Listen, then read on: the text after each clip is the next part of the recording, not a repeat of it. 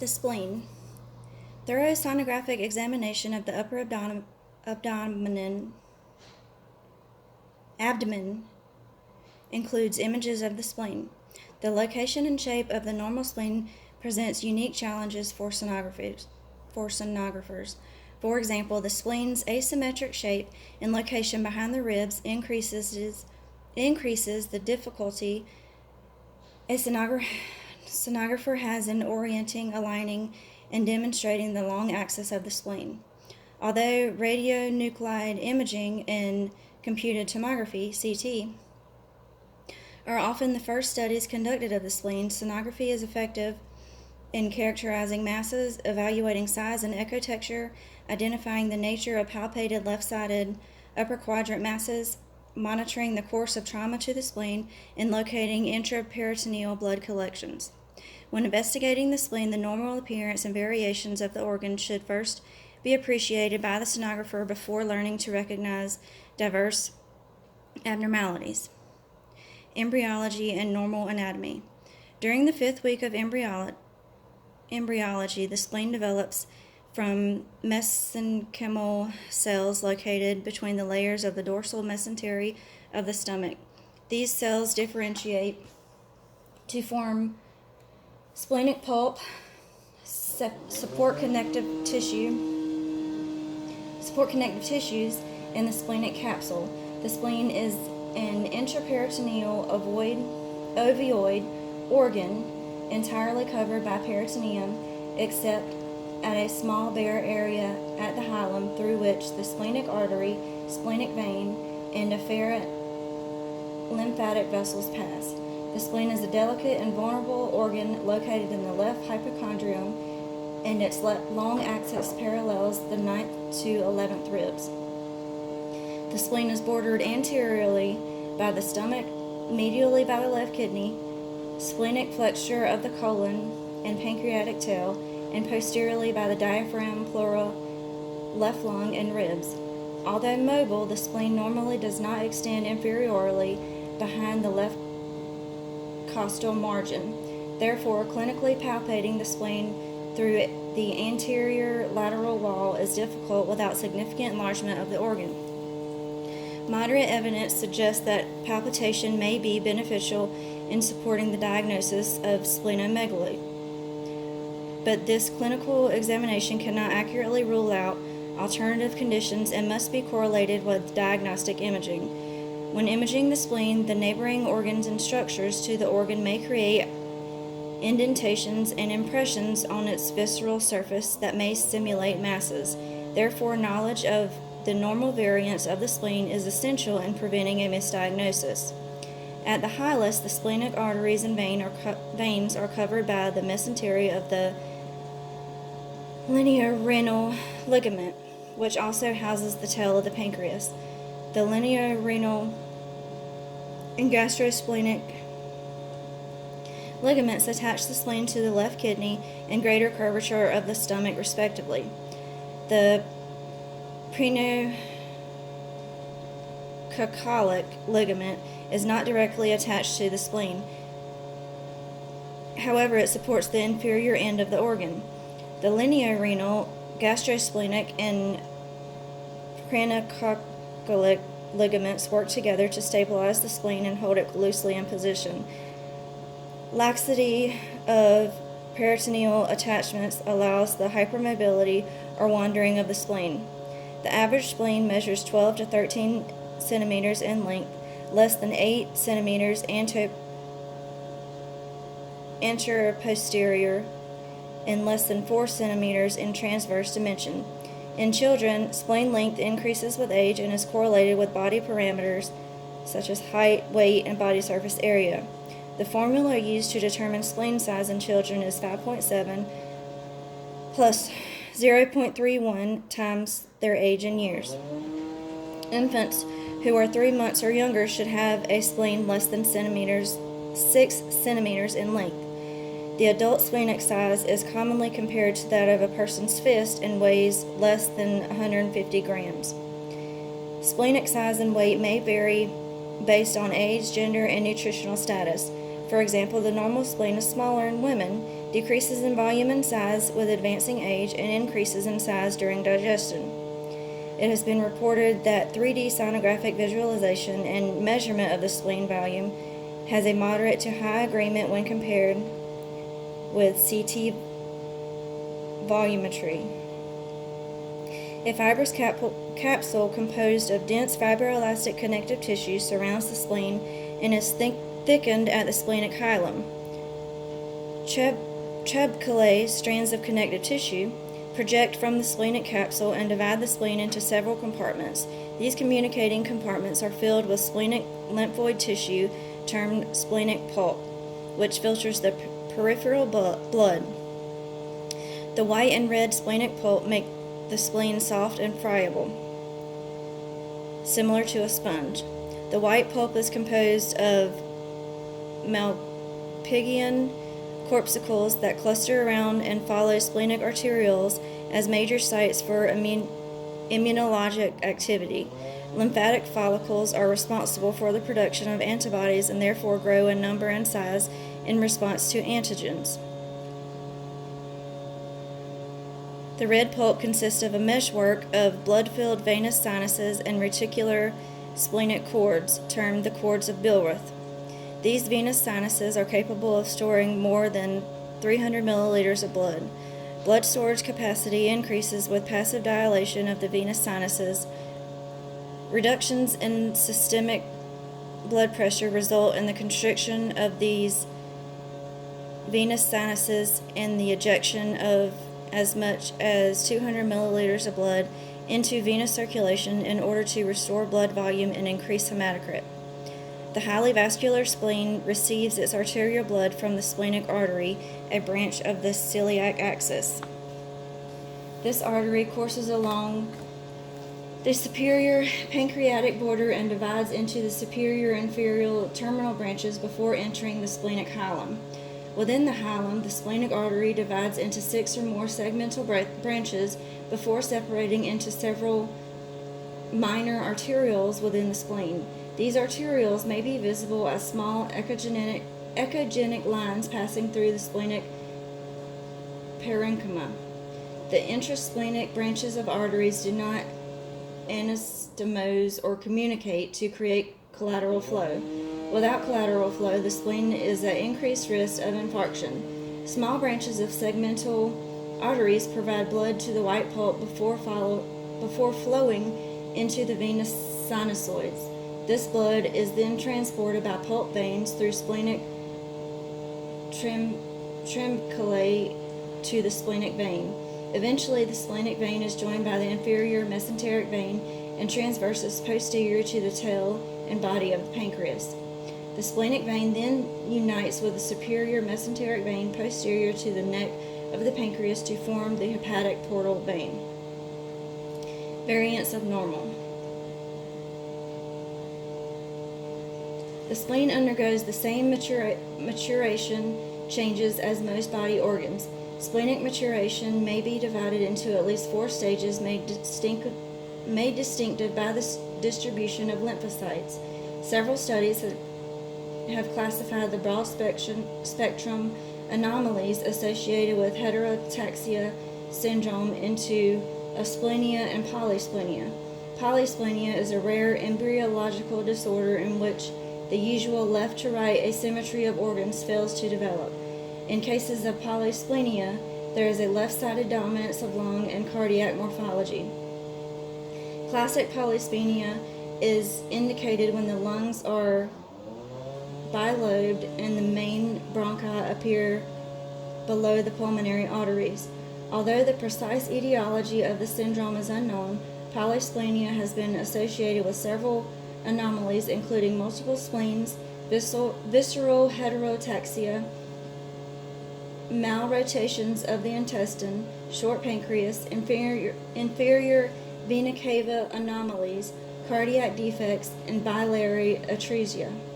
Congenital aplasia is a failure in normal embryogenesis that leads to the congenital absence of the spleen. In general, splenic aplasia may be diagnosed in cases of congenital absence, surgical removal, or atrophy secondary to arterial venous occlusions. Asplenia is indicated when there is an absence of splenic tissue in association with the right-sided morphology of the heart and lungs. In cases of asplenia, the lungs are trilobed and both main bronchi are located above the pulmonary arteries. Similar to polysplenia, this rare condition is associated with congenital malformations, complex cardiovascular anomalies, situs ambiguous complexes, and visceral heterotaxia. The major causes for mortality and morbidity in cases of congenital asplenia are cardiac malformations. Splenic hypoplasia has been defined as reduced splenic mass and/or function resulting from defective development or secondary to parenchymal involution. The diagnosis of splenic hypoplasia may be incidental because abdominal symptoms or immunologic deficiency are not always present. An accessory spleen is a relatively common anatomic variant seen in approximately 10 to 30% of the population. Accessory spleens may be termed supernumerary or spleniculus and defined as a congenital anomaly in which splenic tissue separates from the main body of the spleen and found ectopic. Most accessory spleens are small and measure approximately 2 centimeters. Approximately 75% of accessory spleens are found near the splenic hilum or gastrosplenic ligament omentum. The other 20% are located within the tail of the pancreas, where they may be mistaken for hypervascular pancreatic tumors. Only 5% occur along the splenic artery and in the gastrosplenic, splenocolic, or gastrocolic ligament. Differentiating accessory spleens from pancreatic masses or from hilar lymph nodes may be difficult unless it is possible to trace their blood supply to the splenic artery.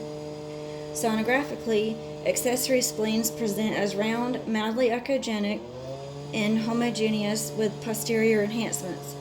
Following splenectomy, an accessory spleen may assume the function and size of the removed organ. In cases of hematologic disorders, residual splenic tissue and accessory spleens present after laparoscopic splenectomy may lead to a relapse. Rarely, accessory spleens undergo torsion or infarction clinically associated with acute left upper quadrant pain. In most cases, accessory spleens are of no clinical consequence. When a patient does not have a history of a splenectomy or splenic tissue is not sonographically visualized in the normal anatomic location, the sonographer should extensively examine the entire left side of the patient from the thorax to the pelvis for an ectopic or wandering spleen. A wandering or ectopic spleen is defined as a spleen that migrates from its normal left upper quadrant position to another location within the abdomen or pelvis. Often this is due to splenic ptosis. Splenic ptosis can occur when there is a loss or weakening of supporting ligaments. Congenitally, ligamental laxity may occur when there is an incomplete fusion of the dorsal mesentery with the posterior peritoneum. Acquired mechanisms may exist in multiparous women secondary to hormonal changes during pregnancy. Other factors associated with laxity of supporting structures include splenomegaly, trauma, extreme weight loss, weak abdominal muscles, and gastric distension. Because the wandering spleen lacks its normal peritoneal attachments, this variant is associated with a high incidence of splenic torsion and infarction. Clinically, patients may present as asymptomatic or have varying degrees of abdominal pain associated with an abdominal or pelvic mass. Contrast-enhanced CT is the imaging modality of choice in diagnosis of wandering spleen. However, variable echo patterns in sonography combined with duplex Doppler and color flow imaging is sensitive in demonstrating a lack or absence of blood flow secondary to splenic artery torsion. The preferred treatment for wandering spleen is splenopexy, in which a surgeon repositions the spleen in the left upper quadrant in order to prevent torsion of the splenic vessels and preserve splenic function, except in cases of infarction. Physiology. The spleen is an organ of mystery and perplexity for physiologists. Although the spleen is rarely the primary site of disease, as the largest secondary lymph node organ of the reticuloendothelial system, it is often involved in inflammatory hematopoietic and metabolic disorders associated with immune and hematologic diseases. Function of the spleen overlap those of other body organs, making it possible for a person to live without a spleen. However, studies completed on individuals with splenic absence have given some indication to the importance of its function. For example, patients who have undergone splenectomy often suffer from leukocytosis, decreased circulating iron, decreased immune response, and an increased presence of circulating morphologically defective blood cells. Often, splenectomy is not considered the first choice for treatment because there is a high risk of post-splenectomy sepsis associated with bacterial infections attributed to encapsulated organisms. Physiologically, the four major functions of the spleen include reserving, filtering, producing, and defending blood products. Within the spleen, the red pulp is dedicated to filtration, the white pulp is dedicated to adaptive immunity, and the parafollicular zone located between the white and red pulp acts to connect both functions. Functions of the spleen: reservoir and filter. A small portion of the blood entering the terminal capillaries of the spleen will continue to microcirculate and enter highly distendable venous sinuses. This blood reservoir, crowded with red blood cells and platelets, may provide a transfusion-type response to stresses imposed by hemorrhage. The majority of circulating blood, however, will transverse through hyperpermeable capillary walls into the red pulp for purposes of filtration, destructive red blood cells, and microorganisms. Within the red pulp, resident macrophages of the mononuclear phagocyte system phagocytose particles of debris, microorganisms, and old, damaged, or dead blood cells, particularly erythrocytes. Approximately 5% of cardiac output is filtered every minute by the spleen. Phagocytes come in contact with the blood products within the reticulum cells, and when products are trapped by walls of the sinusoids that connect to veins. Phagocytosed erythrocytes are catabolized, and the freed iron is stored in the cytoplasm of the macrophages or released back into the blood plasma. Ferritin, the iron protein complex, may be routed to bone marrow and used to synthesize new hemoglobin, while the breakdown of erythrocytes aids in the formation of bile pigments. The removal of senescent, defective red blood cells occurs mainly in the cords of Billroth. This culling function of the spleen identifies and removes defective cells such as spherocytes, sickle cells, and thalassaemic cells from circulation as they move through the walls of the sinuses. The removal of these cells occurs because these cells lack the biconcave shape of normal red blood cells. Red blood cells that are abnormal because they cannot contain a granule or even a parasite are not culled. Rather, these nuclear fragments or membrane inclusions are milked from the erythrocytes, and the cleansed red blood cells are returned to normal circulation. This process is referred to as splenic pitting. Erythropoiesis. The spleen is responsible for erythropoiesis from approximately the 5th to the 6th months of fetal life. With age, the bone marrow assumes this primary function, but the spleen retains its capacity to produce red blood cells throughout an adult's life. The spleen's hematopoietic functions can be regained if chronic anemia develops or bone marrow parenchyma is lost.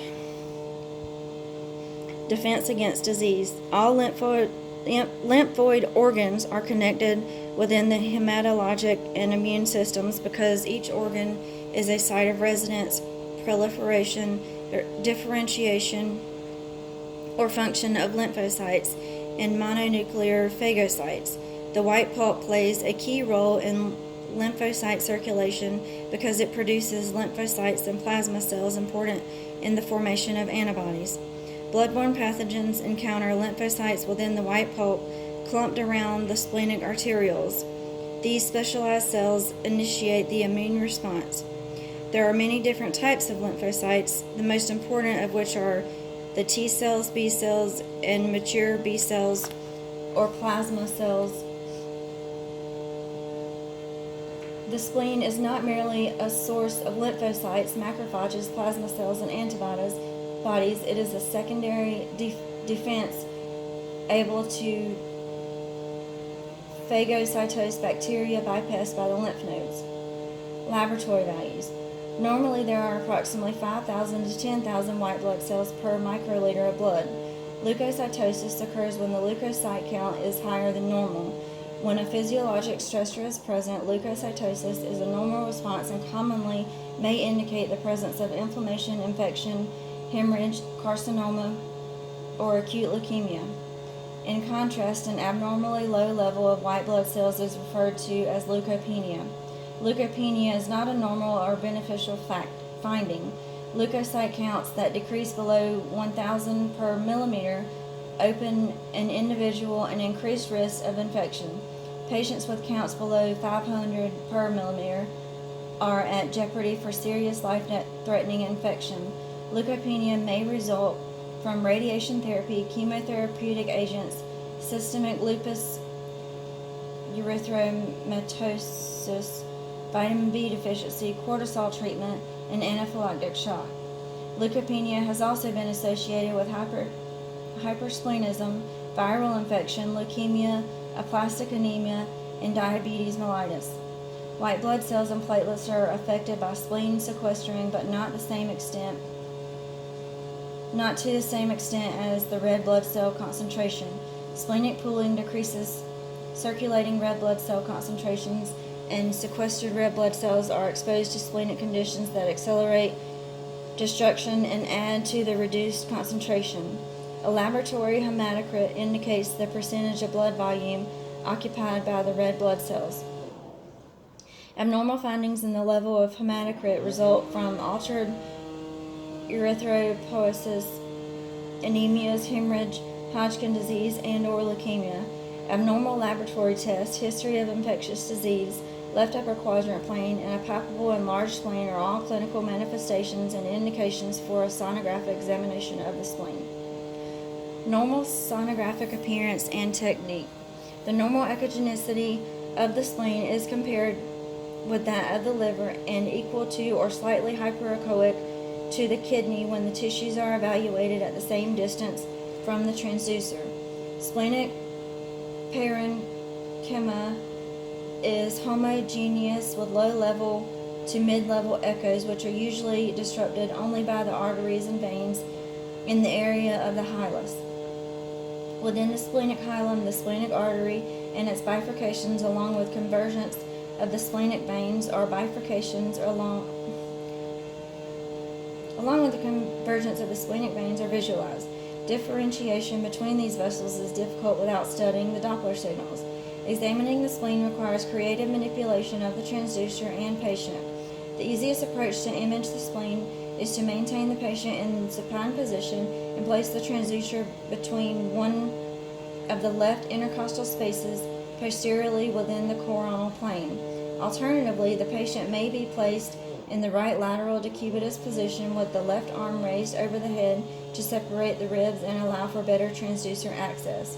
The patient may vary respiration to optimize the image window. A large inspiration depresses the diaphragm and moves the spleen inferiorly away from bony thorax. On the other hand, when the patient expires, the image excludes the left lung base and may be helpful in eliminating acoustic shadowing. When abnormalities are present, oblique and transverse planes should be used for additional imaging. Orthogonal views are used to evaluate borders, record longitudinal measurement, and demonstrate left kidney and pleural spaces. A 3.5 to 5 megahertz mid-frequency transducer with a small footprint is generally used to image the spleen. If necessary, a linear array transducer may be used to increase image detail, but there is a slight disadvantage scanning in the intercostal space with a larger transducer footprint. A smaller transducer head makes intercostal scanning more feasible. Longitudinal imaging sections of the spleen should include the hilus with its blood vessels and several representational parenchymal images. Additionally, the left hemidiaphragm in the interface with the left kidney should be well demonstrated. The longest axis of the spleen and anterior posterior dimensions may be measured in this orientation. After completing evaluation and obtaining images of the spleen in longitudinal sections, the transducer should be rotated 90 degrees for transverse imaging. The organ should be measured in transverse orientation at its widest point when splenic volumetric index is to be calculated. Gain settings, focal zone placement, and depth should demonstrate a uniform spleen. Harmonic and compound imaging may be used to improve the quality of the image and detect subtle lesions. Common scanning pitfalls include mistaking the fluid-filled stomach, adrenal mass, or pancreatic mass as a splenic mass, or the left lobe of the liver as a hematoma. When a mass is present in the left upper quadrant or the spleen is enlarged, visualization of the organ is often accomplished from an anterior approach. The spleen surrounded by free intraperitoneal fluid or associated with a pleural effusion is best visualized from an anterolateral approach. Due to the normal variations in splenic shape and size, length is the dimension primarily monitored for splenic enlargement. In 95% of adults, the normal spleen length is less than 12 to 13 centimeters, the breadth less than 8 centimeters, and the thickness less than 4 centimeters. A long axis, 12 centimeters, is generally taken to indicate enlargement. Splenic enlargement may alter echogenicity of the organ. For example, decreased echogenicity may be indicative of lymphoma, whereas increased echogenicity may suggest the presence of myelofibrosis or infection. Doppler and color Doppler. Spectral and color Doppler are invaluable in evaluating the splenic and parasplenic vasculature. Normal flow patterns in the splenic artery and vein are similar to those in all abdominal organs. Abnormalities in direction and flow dynamics characterize commonly seen pathologies such as portal hypertension with or without collateral vessels, splenic vein thrombosis, and aneurysms of the splenic artery. Absence of flow in the areas of the splenic parenchyma is associated with avascular lesions such as cyst or necrosis. Color Doppler is invaluable in eliminating hypoechoic vascular lesions that may be overlooked in grayscale imaging.